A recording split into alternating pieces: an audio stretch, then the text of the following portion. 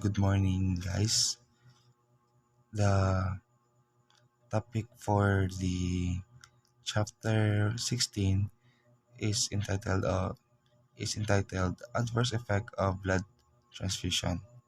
So, we all know that the importance of and uses of blood transfusion but despite its medical benefits, it still has undesirable outcomes, which is why we will be discussing today's topic.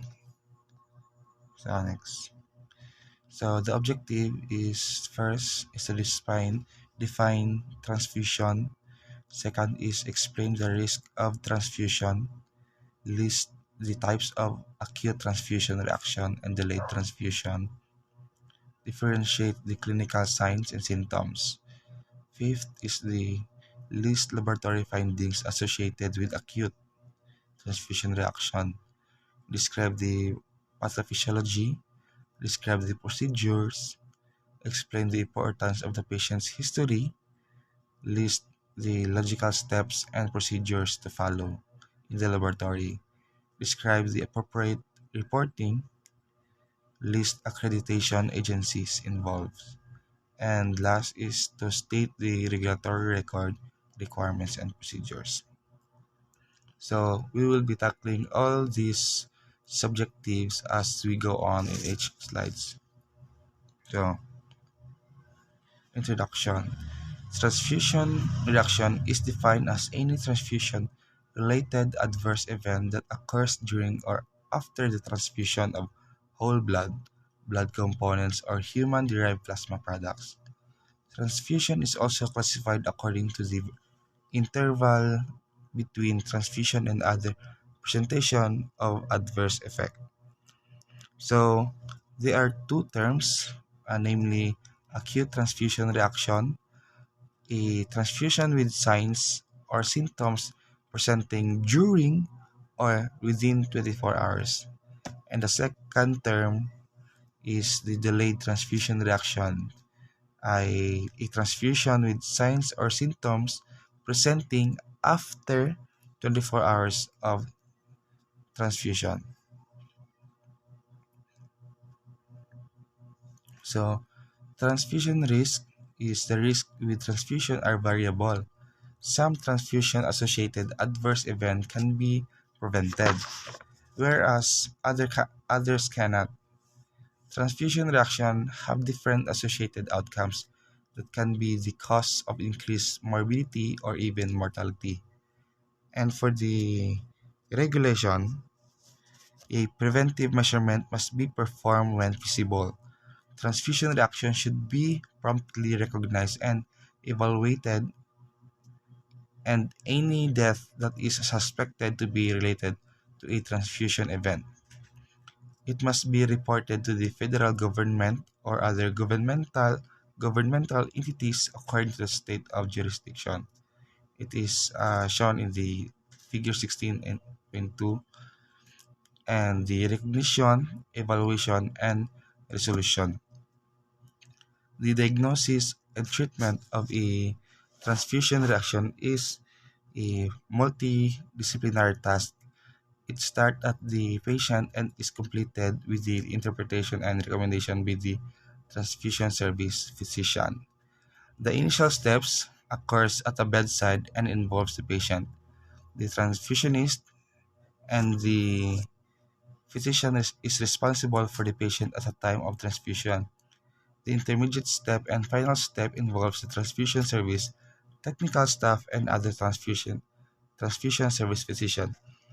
So here in the transfusion risk, there is a preventable, easily manageable, and death. And the preventable in regulation, the blood type must be checked, the uh, the identity of the patient, if there is a, and if it is there is a allergic reaction, and etc. And for it is easily manageable if it the nurse is equipped knowledge of what is uh, if it is the nurse is knowledgeable, and in death, the regulation must be reported. In the recognition, evaluation, and resolution, the initial steps, the patient must be transfused, and and in the initial step, the patient must be checked.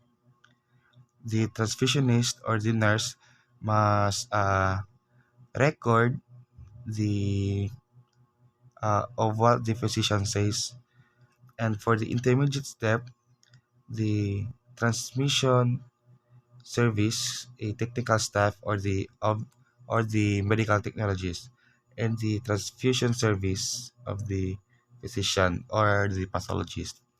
And for the final step, the transfusion service of the technical staff and transfusion service of the pathologist. And this is uh, the transfusion reaction regulations. If it and for the basic immunohematology testing, the initial transfusion reaction workup performed by the technical staff consists of steps to rule out a hemolytic transfusion reaction. If the work suggested the presence of hemolysis, then more specific testing is conducted to confirm the presence of hemolysis in its cause.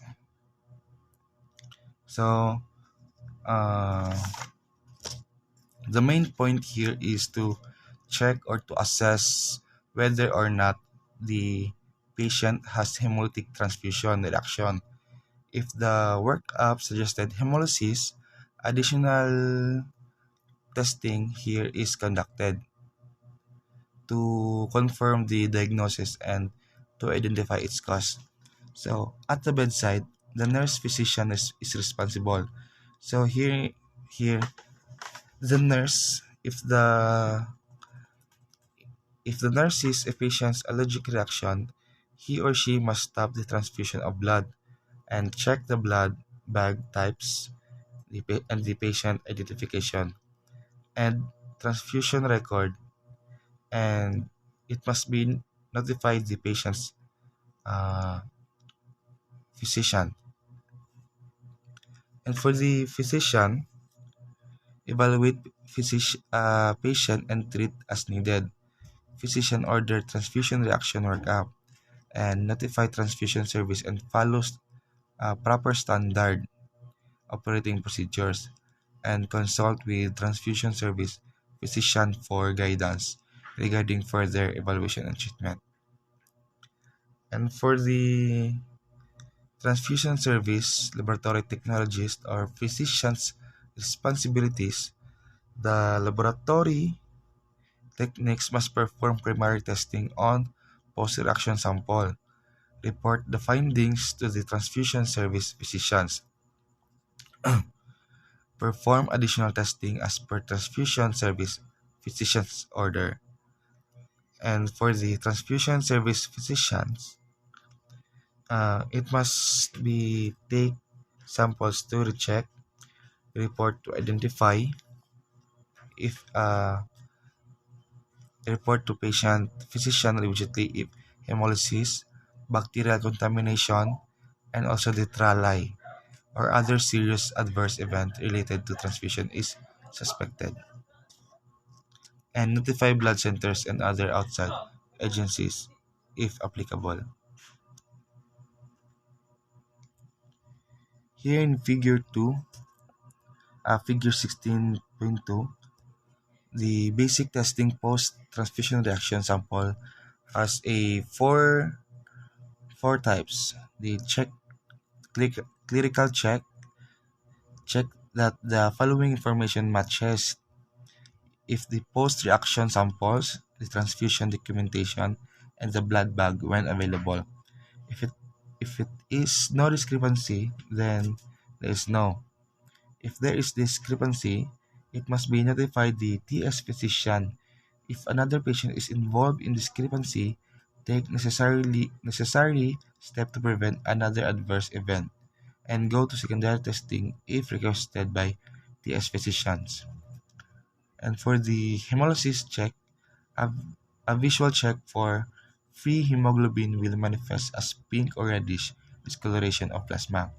If it is pink, then there is no hemolysis, but a reddish, it is the hemolysis is present. Now, if the hemolysis is present, there is a request redraw. The second redraw, the hemolysis present on second draw, and notify TS physicians and go to secondary testing if requested by TS physicians. In the direct antiglobulin test, it detects the presence of red blood cells synthesized in vivo. If it is negative, it it is suspected HTR and notify TS physicians and go to secondary testing if requested by physicians. And if it is positive, notify the physicians and go to secondary testing if requested by TS physicians. And for ABO testing, to verify the patient's ABO testing, if if if it is no discrepancy, then it's no. And if is a discrepancy, it there is a follow-up for request redraw. And discrepancy revealed if another patient is involved in discrepancy and take necessary step to prevent another adverse event and notify TS physicians and go to secondary testing if requested by physicians.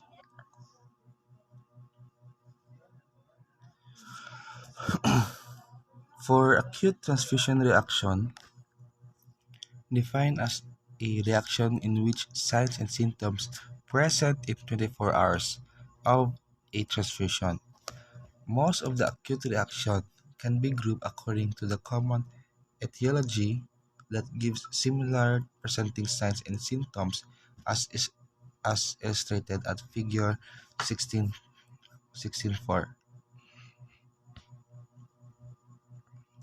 The acute hemolytic transfusion reaction consists of acute hemolysis in accompanying presenting symptoms within 24 hours of transfusion. Etiology may be immune or non-immune origin. And for the signs and symptoms, the abdominal, chest, flank, back pain, pain at infusion site, feeling of impending doom, hemoglobinuria, hemoglobi- hemoglobinemia, hypotension, renal failure, shock, and diffusion intravascular coagulopathy. It is also shown in 16.5, shows the pathophysiology of the transfusion reaction. And in the vasoactive amines and inflammatory mediators are released into the plasma and the coagulation cascade is active. Also secreted vasoactive amine and inflammatory mediators are responsible for most of the systematic symptoms. The activation of the coagulation cascade causes diffuse intravascular coagulopathy and the consequent bleeding. Here in the active lytic arm or the membrane attack complex of the complement cascade causes hemoglobinemia in the figure 16.6. The hemoglobinuria, the hallmarks of intravascular hemolysis, and the combination of vascular collapse and the diffusion and the diffuse intravascular coagulopathy or DIC initiated end organ microthrombi contribute to renal failure. Without the completion of the complement cascade, the red cell undergoes extravascular hemolysis. This is typically of non-ABO antibodies and delayed hemolytic transfusion reaction. So here in the secondary post-transfusion and pre-transfusion reaction, or which is the figure 16.3, The basic testing hemolysis.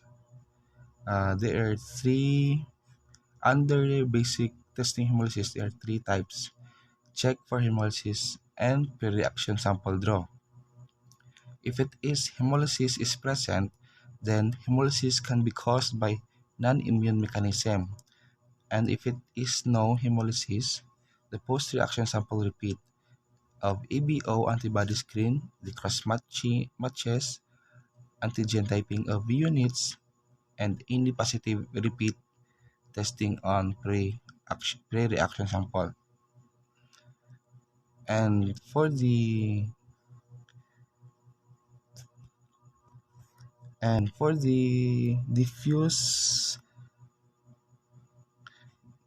diffuse intravascular coagulopathy, on pre-reaction sample, it is whether positive or negative.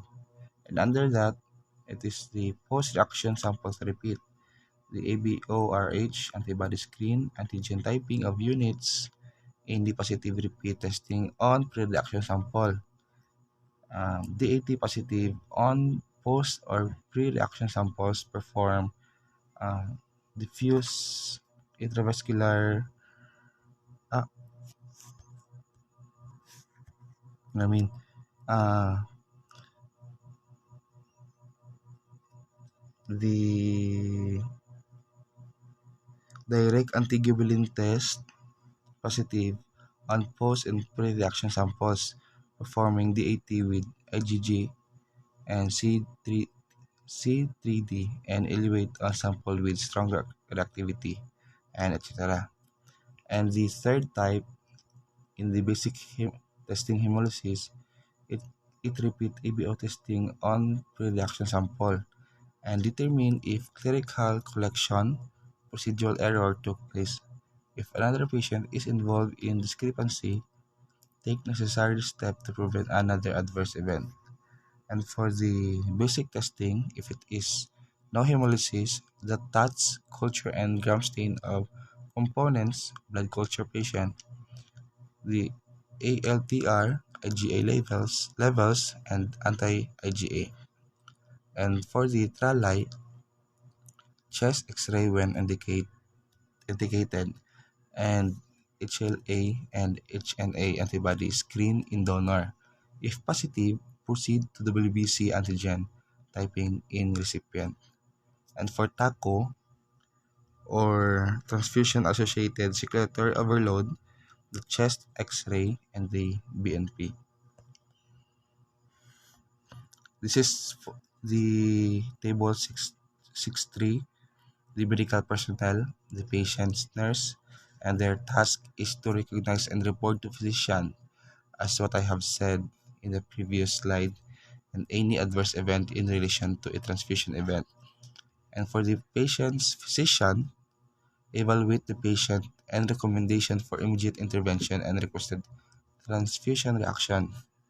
The TS technologies perform basic testing to identify hemolysis and perform secondary additional testing or to identify the cause or the etiology of hemolysis. And for the TS physicians, it is order supplementary testing to identify the etiologies of hemolysis or other testing to assist in the diagnosis of non-hemolytic transfusion reaction. And lastly, the quality management, the track of transfusion reaction occurrence, perform root cause analysis, and recommended corrective and preventive measurement.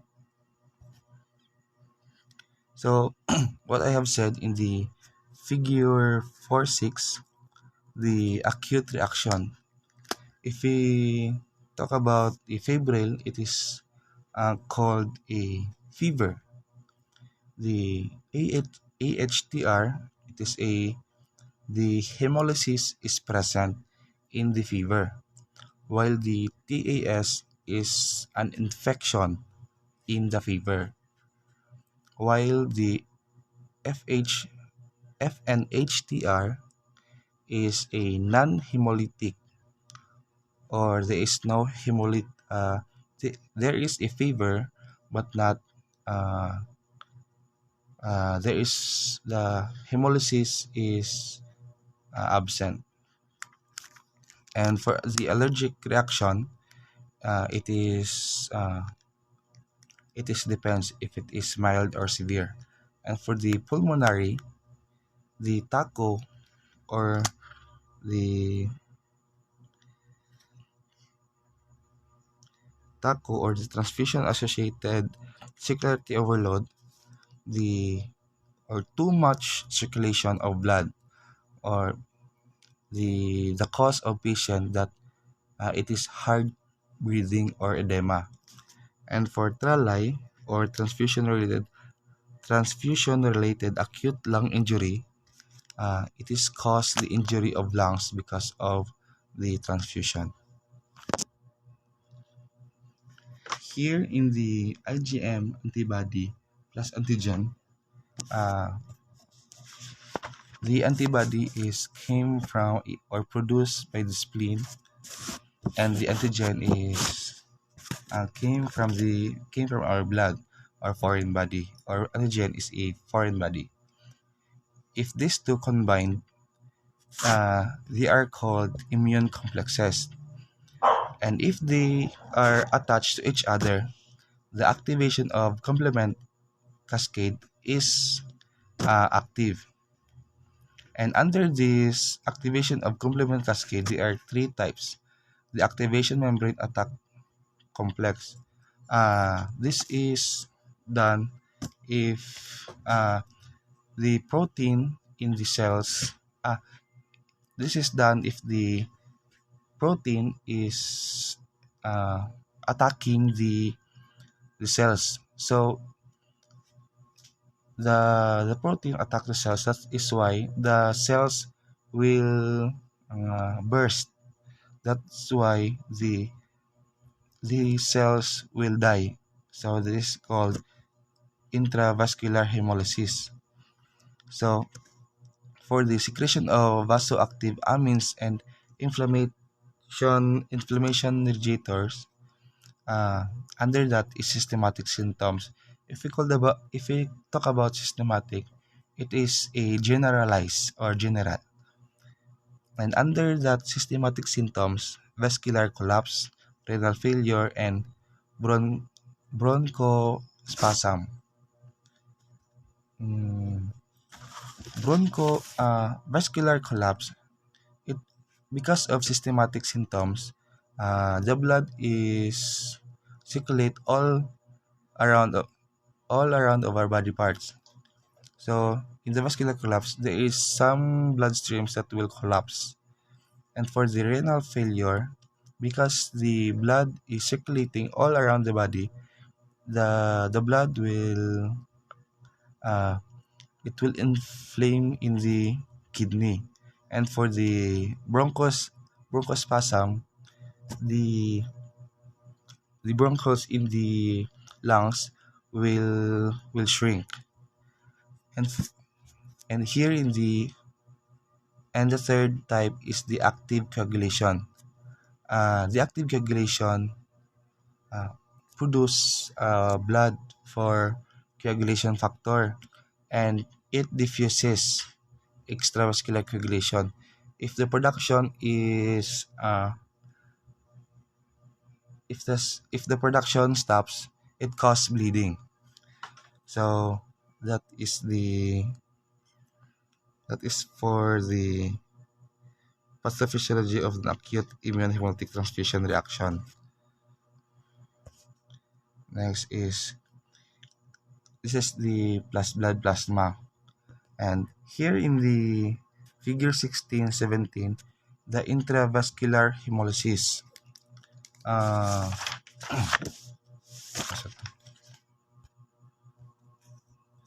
Here in the intravascular hemolysis, the RBC will enter the hemoglobin tetramer.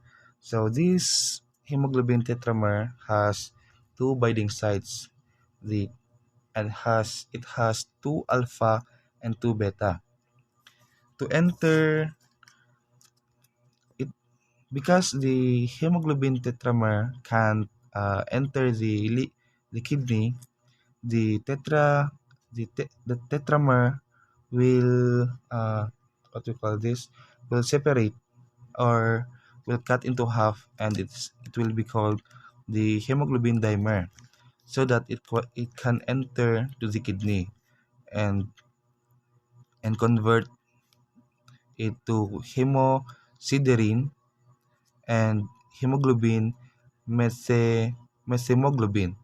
This hemosiderin, uh, this is why the our urine is color yellow, while the hemoglobin is oxygenated, and the methemoglobin is unoxygenated. This hemoglobin dimer, it has an enzyme called haploglobin and enter the liver, the hepatocyte, and here in the hepatocyte, the iron and bilirubin will separate, and the methemoglobin here, it is unoxygenated blood, and the hem and the globin will separate, and the globin is not involved in intravascular hemolysis. This heme will enter the bilirubin, also the hemoxapine, and the methylalbumin. This methylalbumin, the heme will attach here in the methylalbumin, but it is unoxygenated, and under that the fecal urobilinogen. That is why the uh, our stool is brown or whatever we're eating.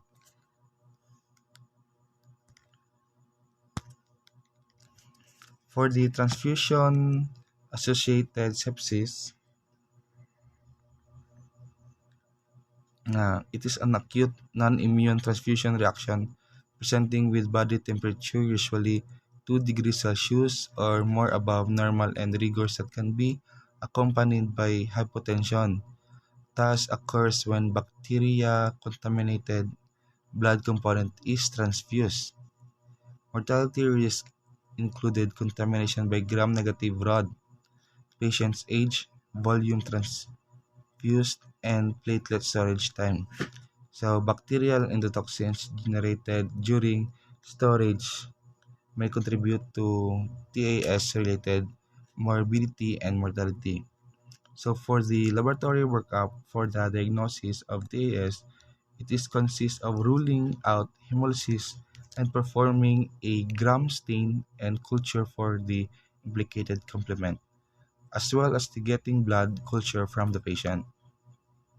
Blood culture from the patient should be drawn from a venous site, different from the transfusion site. The return component should be inspected for color changes, hemolysis in red cell components, and the absence of swirling, the presence of bubbles, and the clumping in platelets. Also important to remember that the colorized or infected central venous catheter used for transfusion may be the source of the bacteria causing the signs and symptoms during the transfusion. So that is why antibiotic therapy can be the initially start with a broad spectrum coverage and then adjust to more specific coverage base. And the task prevention is directed towards decreasing the risk of bacterial contamination at the same time of collection and detecting contamination prior to transfusion.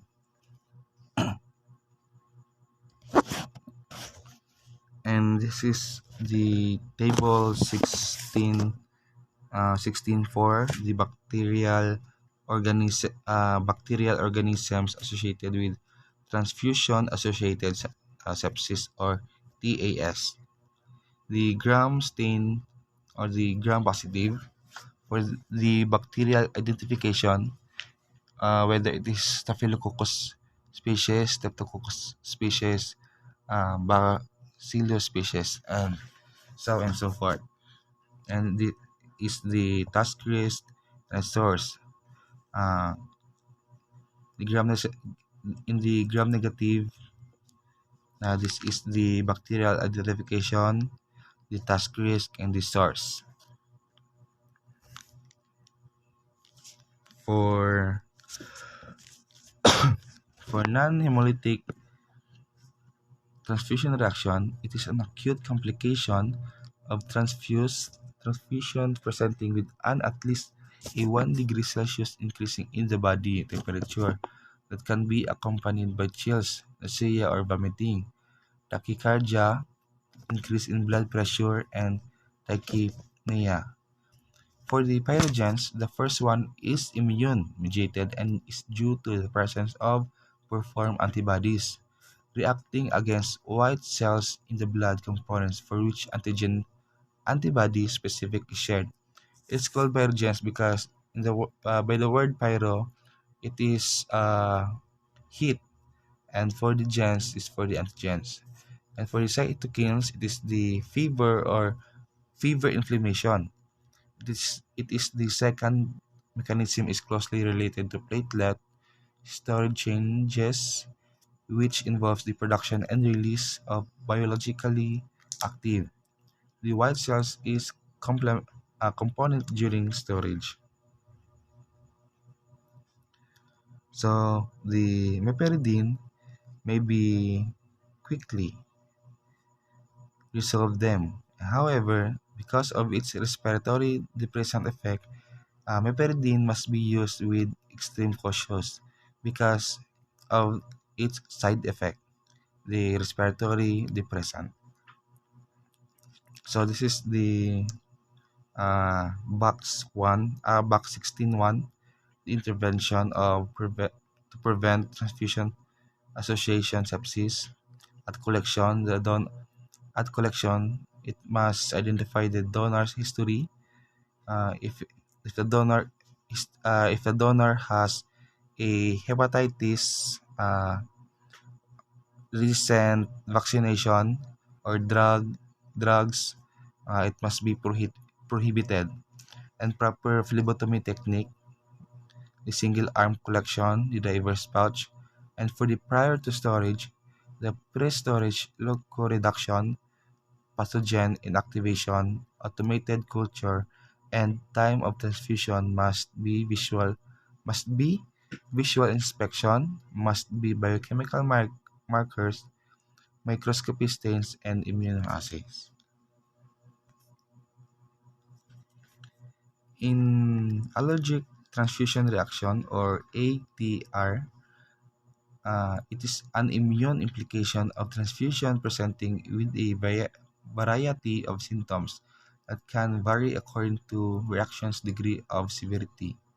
The ALTR can range from minor urticarial effect for fulminant anaphylactic shock and death. The symptoms associated with milder reaction can present anytime during or after transfusion. However, symptoms associated with more severe reaction will generally appear shortly after the transfusion uh, has been started and minimal volume has been transfused. While the pathophysiology of the allergic transfusion reaction, due to its activation, the mast cell is recipient and triggered most frequently by an allergen present in the plasma of the blood components. So the epinephrine, ep- epinephrine is presence of anaphylactic symptoms prompt intervention to maintain oxygenated and stabilized blood pressure must be initiated.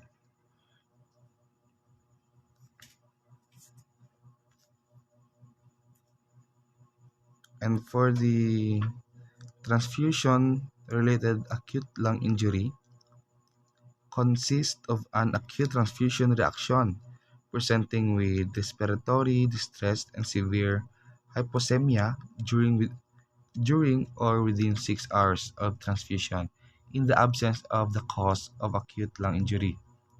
The pathogenesis of trali is not fully understood,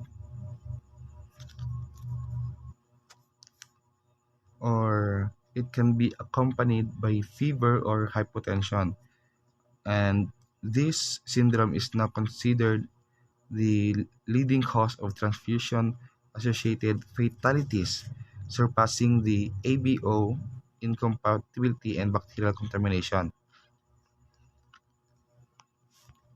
Under this, there are two different hypothetical pathway. The immune pathway consists of an antibody-mediated one-hit event.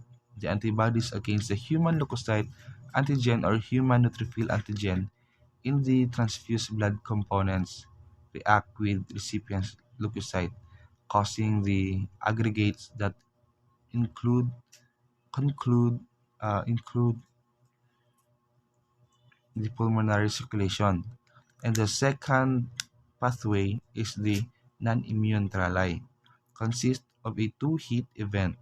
The risk of developing a non-immune trali depends on the patient's predisposition to disorder. Therefore, a pro-inflammatory priming event of the patient's endothelium which primes the patient's neutrophils is basic requirement for non-immune trali. So that's why the second hit causes the activation of the prime neutrophils, and both the immune and non-immune trali lead to a final common pathway that causes damage to endothelium, and it leads to pulmonary capillary permeability and resulting in non-cardiogenic pulmonary edema. That is why the patient uh, they are hard for breathing.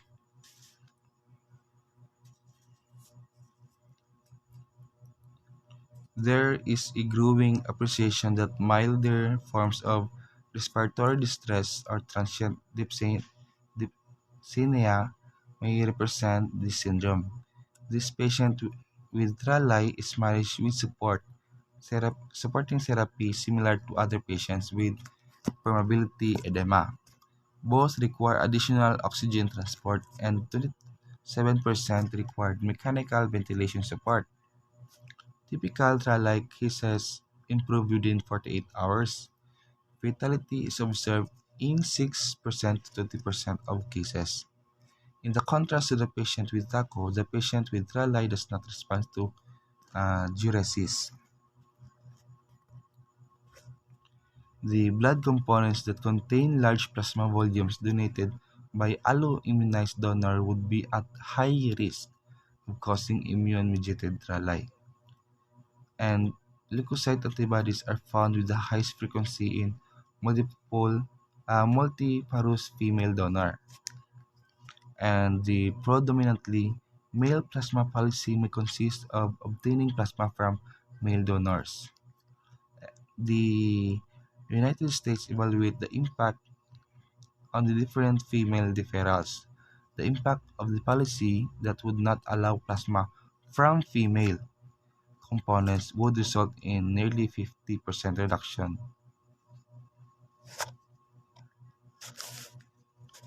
Here in the transfusion-associated circulation overload, the a acute non-immune complication of transfusion presenting with respiratory distress and hypoxemia that can be accompanied by a cough, headache, chest tightness, hypertension, jugular vein distension, elevated central venous pressure, and elevated pulmonary wedge pressure during or after the transfusion. When the patient's cardiovascular system's ability to handle additional workload is exceeded, manifesting as congestive heart failure. Treatment consists of putting the patient in sitting position, administering supplementary oxygenation, and starting diuresis, and divide the blood components into smaller aliquots to be transfused over a longer period of time should be considered. For the for the adverse event associated with massive transfusion, the replacement of blood of one total blood volume in 24 hours, or the replacement of 50% of blood volume in 3 hours. Hypothermia can incite metabolic and hemostatic derangement. During transfusion, the rate of citrate delivery may exceed to liver's capacity for its clearance. The metabolic alkalosis can develop secondarily to accumulation of bicarbonate. And for the and these complications are mostly observed in the patients with liver failure because it is present for them. Packed red blood cells leak potassium into plasma or additive solution of the blood components during storage, and rapid infusion of large volume of packed red blood cells may put patients' population and the transient hyperkalemia related to base balance and coagulate abnormalities can develop secondarily to hemodilution or diffuse intravascular coagulopathy. And transfusion-related adverse events during massive transfusion can be avoided, and for the hyperkalemia can be reversed by slowing the transfusion rate and by maintaining the acid base in the patient. And for the treatment strategies, for the correction of bleeding should be guided by baseline. And this is the table 16.5, the summary of acute transfusion reaction. This is the symptoms, the diagnosis, and treatment and preventions. This is the table 6.5, page 379 in the PDF.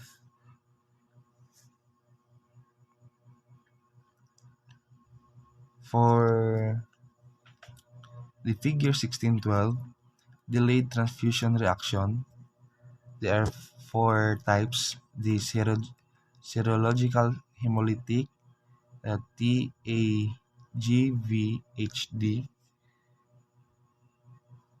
or transfusion associated graft versus host disease, the PTP, or post transfusion purpura, and the iron overload.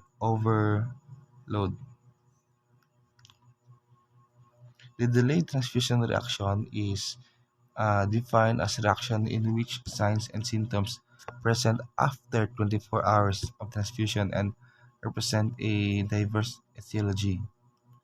The delayed serologic hemolytic transfusion reaction is defined as new detection of new red cell secondarily to immune response. The DSHTR is discovered when a new sample is tested during a request for a type of cross-match and the hemoglobin levels are lower than expected for the transfusion interval. And during pregnancy or transfusion, exposure to non-EBO antigen may stimulate to development of antibodies in a recipient, and the degree of accelerated red cell destruction will depend on the characteristic of implicated antibody, such as antibody specificity. And transfusion of Incompatible blood during emergency or massive transfusion may occasionally be the cause of delayed hemolytic reaction. And in addition to standard basic immunohematology testing, the immunohematology evaluate the elution and antigen typing of the unit recently transfused and suspected to be implicated in the immune response. Here in the normal extravascular hemolysis, uh, the reticuloendothelial system, the spleen, and the bone marrow. The hemoglobin here, the hem and the globin will separate, and the globin is not involved in the normal extravascular hemolysis. The heme here will bind to the bilirubin, and the bilirubin will enter the bone marrow. The bilirubin uh, in the blood will in the blood sample will be transfused will be secreted here in the serum bilirubin, and the albumin and the bilirubin will attach to each other and enter the liver, and it will called conjugated bilirubin, and this conjugated bilirubin will move downwards in the small intestine, and it will be called urobilinogen, and this urobilinogen will enter the blood vessels here in the enterohepatic circulation, and it will circulate, or the urobilinogen will move downwards in the large intestine, and the urobilinogen and albumin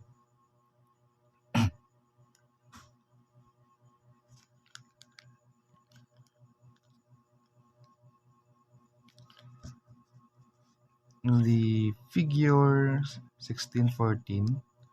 The immunohematology and other testing in DSHTR. The dot has two types, the negative or positive. If it is negative, under negative, there is two types, also as two subgroups. The ongoing hemolysis or not suspected, and under that, there is no further testing recommended because it is negative. But if the hemolysis is suspected, or ongoing hemolysis is suspected, it will perform elevate, and the dot is and if it is the dot is positive, it will also perform elevate, and under that, the post elevate antigen type unit transfuse if unit segment available. Repeat immunohematology on previous specimen if it is available.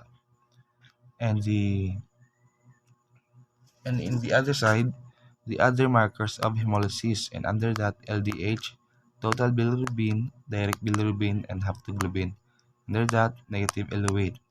No further testing recommendation because it is negative. The antigen typing of the units will be able to provide information regarding the number of antigen positive transfused unit, and thus as estimate amount of transfused red cell that may have a certain survival. Treatment, if necessary, should be based on the patient symptomatology. When antigen typing suggested a result are consistent with ongoing hemolysis, a red cell exchange should be considered.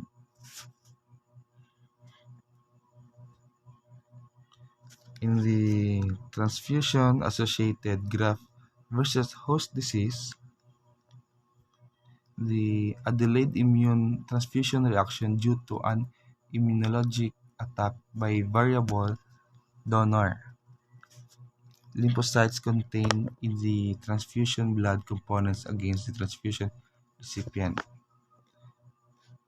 The T, T, the transfusion-associated graft versus heart disease leads to profound marrow aplasia with a mortality rate greater than 90%. And at-risk immunodeficient patient population include the infants and patients with cancer or compromised immune system. At-risk immunocompetent patient population include individuals receiving cellular blood components from blood relatives and patients receiving HLA match or cross-match platelets or granulocytes. So this is the figure 1615.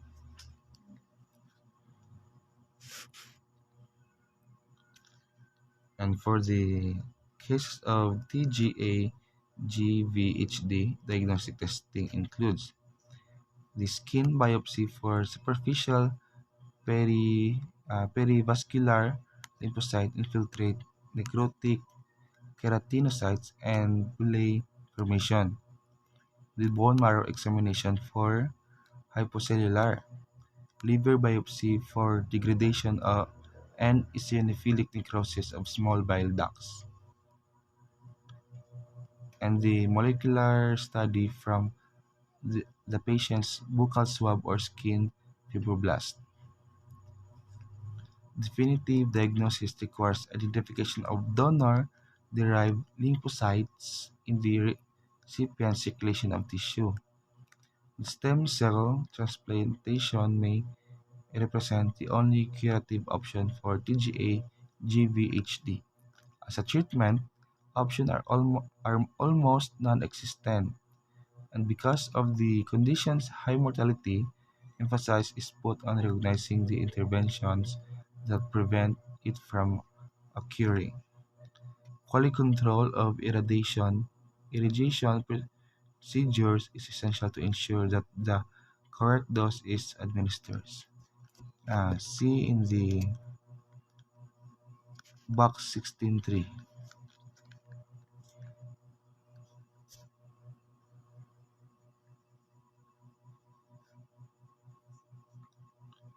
And the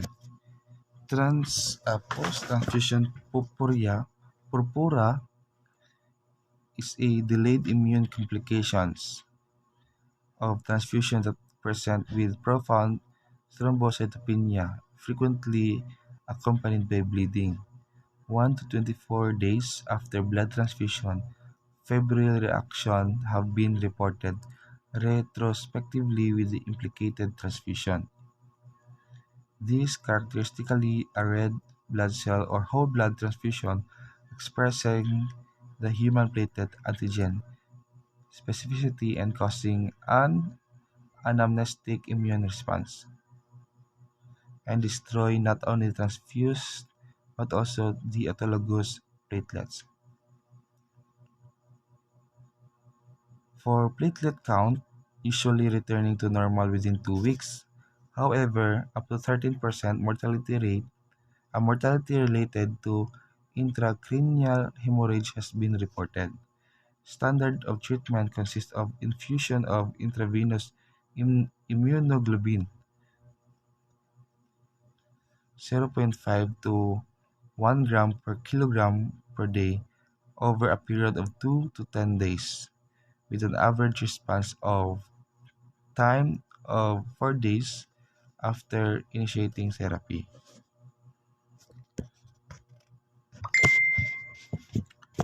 Iron overload is a delayed non-immune complication of transfusion presenting with multi-organ damage to excessive iron accumulation.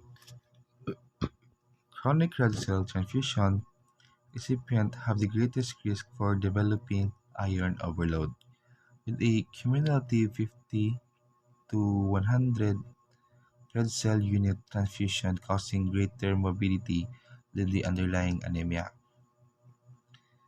and prevent the accumulation of iron stores by chelation is extremely important for this patient population. and certain chronic red cell transfusion patient population. In the silent transfusion-related adverse event are errors associated with transfusion that do not necessarily present with transfusion-associated symptoms. For the sample collection errors, they consist of those samples that have the wrong blood in the tube or those samples that are provided with missing required information. Major collection errors are often associated with a proper labeled tube containing all the required information but drawn from the wrong patient. So, a great risk occur for a mistransfused or incapable of incompatible blood, and the current prevention effort for collection error includes computer technology and barrier system to prevent transfuse without precise recipient identification.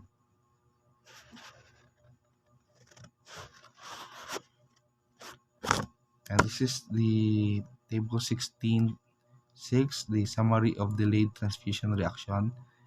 These are the symptoms, the diagnosis, the treatments, and the prevention.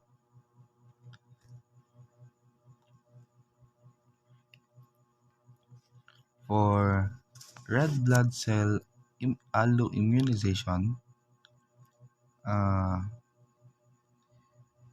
chronically transfused patient, the risk for them developing antibodies against the red cell antigen, it is increased by 2 to 8% in the sickle cell patient population. This is high as 40%. The presence of red cell antibodies not only makes allocations of compatible antigen-negative units difficult, but it also may increase the risk of DHTR. And the platelet alloimmunization, the presence of antibodies against class 1 HLA antigen is the most common immune cause of platelet transfusion refractories the of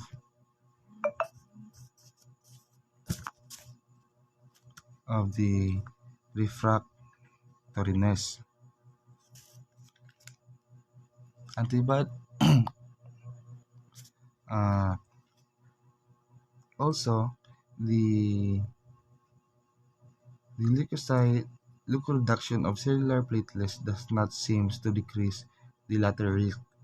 Another adverse effect of the development of antibodies against the HPA is post-transfusion purpura. For transfusion overdosing and underdosing, for pediatric transfusion, the volume to be transfused is mostly based on the patient's weight or in the BMI. However, in adults for the transfusion, the RBC's 2 units have been the standard practice despite evidence that in many scenarios 1 unit transfused may suffice. And this persistent practice can lead to overtransfusion as demonstrated with red cell transfusion or to undertransfusion of plasma.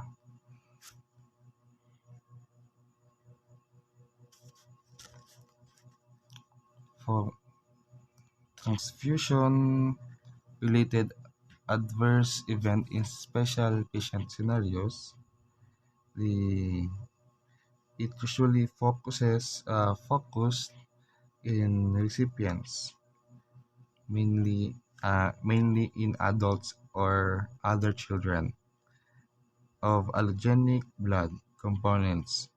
However, there are special patient population and transfusion circumstances that warrant some additional discussion. For the infusion of plasma derivatives, Non-transfusion reactions are the most common risk in association with the transfusion of plasma. Albumin infusion has been associated with hypotensive reduction when used as a sole replacement fluid during plasmapheresis in patients, and, and infusion of human-derived coagulation factors concentrate may be associated with allergic reaction.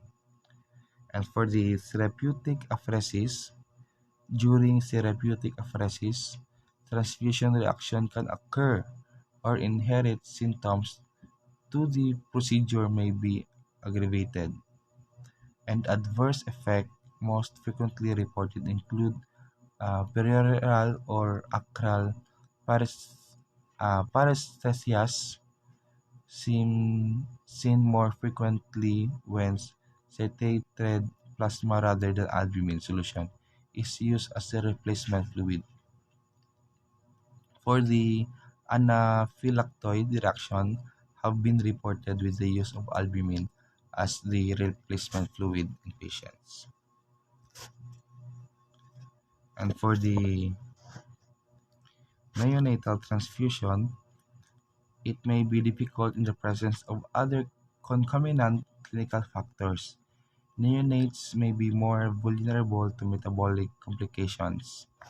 The neonates may be at risk of developing hyperglycemia or hypoglycemia.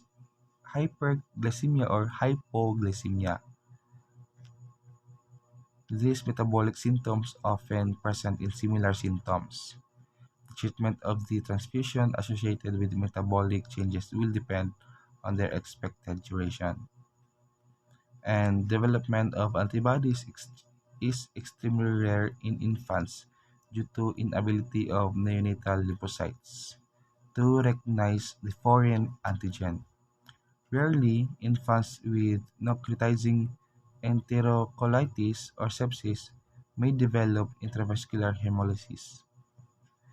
The neonatal patients are also at risk developing graft versus host disease. And lastly, the autologous blood transfusion. The There are several methods used to collect autologous blood, which is the pre-operative autologous donation.